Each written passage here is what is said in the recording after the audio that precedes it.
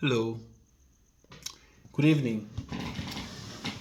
I'm making a bit of a late night post with this video to discuss a subject that I am particularly passionate about that has been very close to my heart for a long time. And this is completely away from, you know, the theme of this podcast or channel.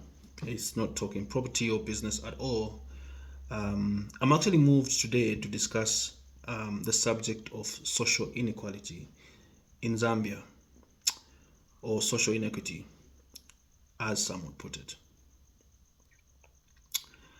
Why this particular subject? Well, because I have witnessed these realities from very close quarters, having been born and bred in this country, but also because I think that it is a discussion that could use some mainstream traction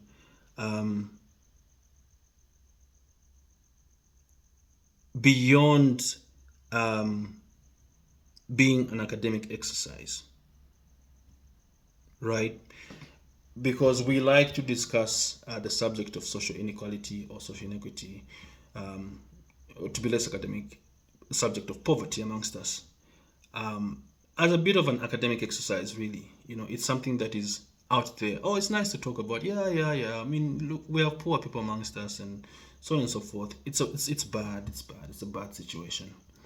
And then off we go with our lives, you know. But a society, I like to think, is a reflection of its people. And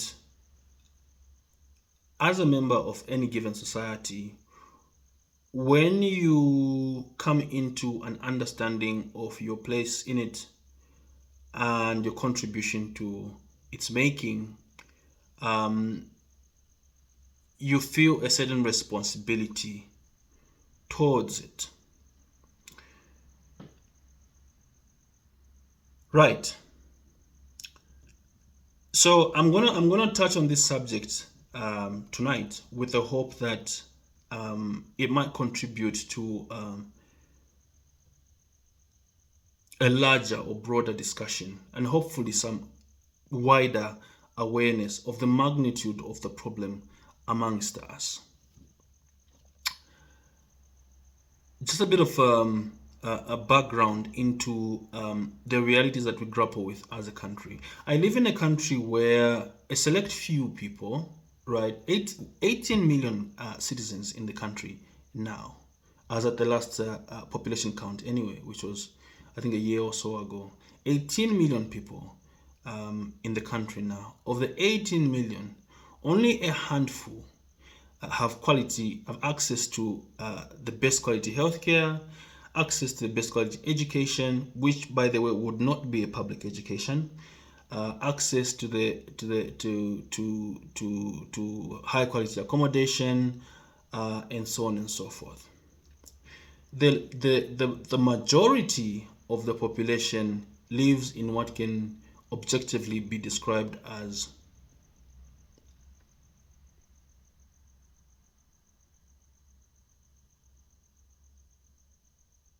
less than respectable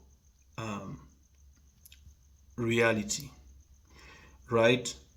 And so what you realize when you observe the wider condition is that unless we can come to understand and articulate the problem accurately and then bring ourselves to act on it with the correct tools, we are setting ourselves up to perpetuate what has been a long-standing issue, right? Zambia has been independent now for close to 60 years, which is a mighty long time for a country. Relatively short in terms of the history of nations, but objectively a long time.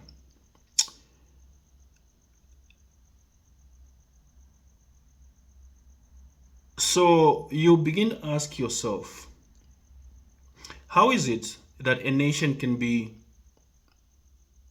have these sort of disparities after so many years of self-governance and not have itself bothered by it?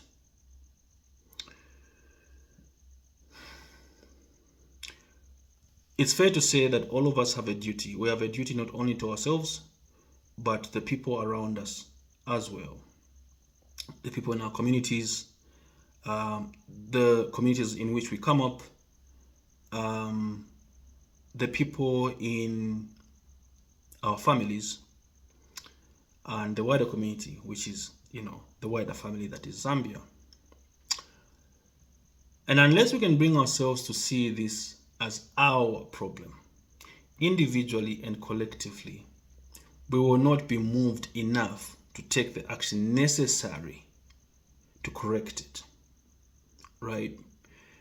Now, what exactly or how big exactly is the problem? You only have to look at the numbers. You look at the poverty levels, for example, by province. The average poverty level in Zambia right now by province is over 50%. And I'm being conservative, right? So if you go to Northwestern Province, for example, over 50% of its population is poor. When you go to Eastern Province, for example, over 50% of its population is poor. When you go to Western Province, which I believe is the worst hit of all the provinces, over 50% of the population is poor. I could have a look at the numbers. I don't have them with me, but it could be north of 70% of the population living in poverty. The same can be said for just about every other province around. Now, what that simply means is that you have a nation in which the majority of the people do not have what you would describe as a decent life. That is an indictment on all of us as a collective so many years after winning independence. And that's a discussion I thought I could ignite or at least help get started. Not that it hasn't started already, but do my bit in helping get mainstream with this video tonight. So I'd like us to think very deeply about the subject of social inequity. I'd like to think about very deeply about what these conditions bear for us as a collective over a period of time, what it does for our future, what it does for our potential, what it does for our collective sense of self, as a nation. Education, perhaps the greatest equalizer there is, right? The quality of our public education today is not, cannot be said to be that much better than it was, say, 30 or 40 years ago. Yes, we have more infrastructure now. We have far more schools than we did in 1985 or 1984. 40 years ago. We have more people in school now than we did back then. I don't know what that would be like as a fraction of the population, but I imagine that we have more now per unit than we did back then, and so on. But it cannot be said that the quality of our education, our public education, which the vast majority of our people benefit from or attend, is significantly better than it was all those years ago. And this shows in the outcomes that bear out from our attendance of these schools. Yeah. It also speaks to how we interface with the world on passing through those corridors of education, right? Not just in a practical sense, that is in the sense of work and so on and so forth, but in how we view our world, how we view our place in the world. Healthcare is another one worth talking about and worth thinking about. These are things that have been said repeatedly over the years. We have a failing healthcare system, and it's been failing for years. You know, if you look at our mortality rates from totally curable diseases, you look at the quality of healthcare facilities that we have, the quality of equipment, and so on and so forth. It should bother us.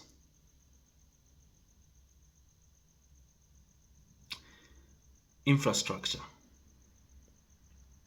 the quality of our housing.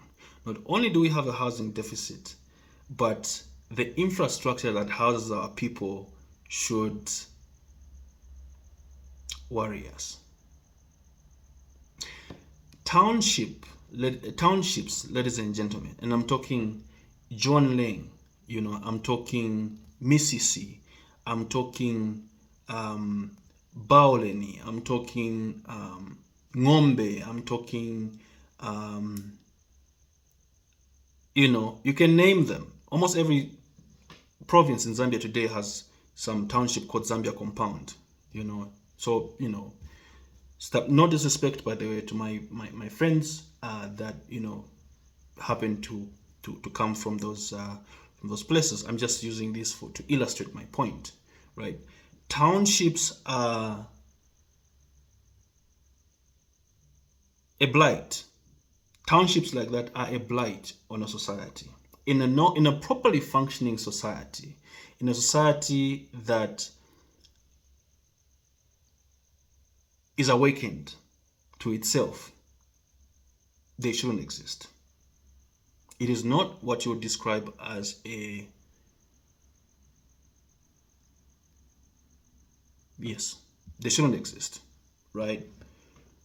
So if you have those sort of conditions obtained for an extended period of time, you have these conditions obtained for decades and decades on decades on decades on decades, it begins to point to a failed society.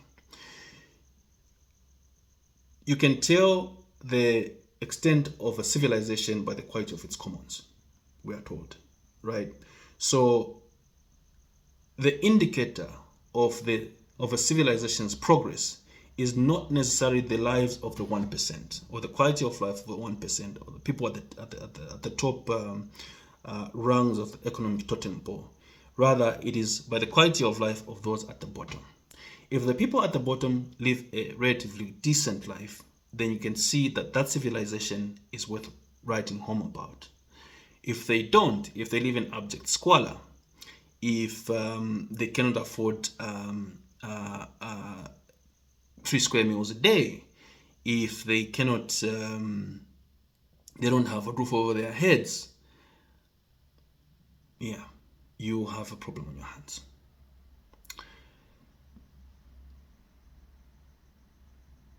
So I made this video to invite you to reflect on the circumstances that we find ourselves in as a nation today. Circumstances that we have grappled with for a very long time, but also to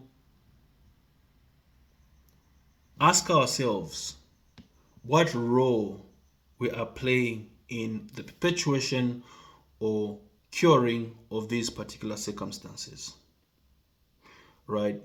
Because eventually we will be the people that future generations will look to or point at and say, well, what did you do about this?